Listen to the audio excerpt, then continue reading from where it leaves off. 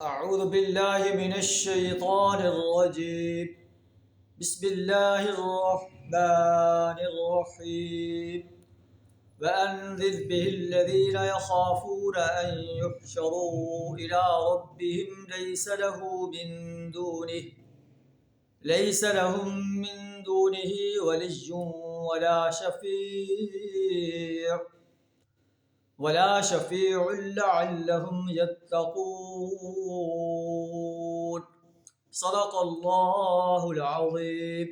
سورہ انعام آیت نمبر 51 آپ کے سامنے تلاوت کی ہے، جس کا ترجمہ کچھ اس طرح ہے: وَأَنذِرْ بِهِ الَّذِينَ يَخَافُونَ.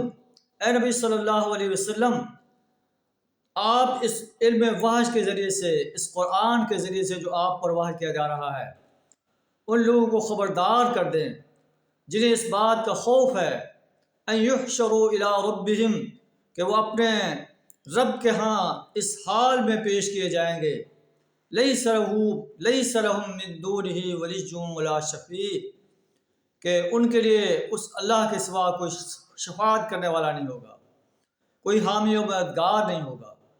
لعلہم یتقون، ہو سکتا ہے کہ اس ذریعے سے، قرآن کے انذار کے ذریعے سے، وہ اللہ کے نافرمانی سے بچ جائیں.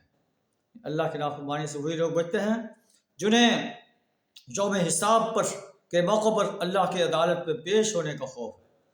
جو خوف نہیں رکھتے، جو انکار کرتے ہیں کہ کوئی یوم حساب نہیں ہے، اگر ہوا بھی صحیح تو ہم فلاں کے دامن گرفتہ ہیں، فلاں ہمیں بچا لے گا، فلاں کی سفارش سے ہم بچ جائیں گے، وہ آپ کی دعوت پہ لبیک نہیں کہیں گے. آپ کی دعوت پہ لبیک وہی کہیں گے جنہیں یوم حساب کے موقع پر اپنے حساب کا خوف ہے.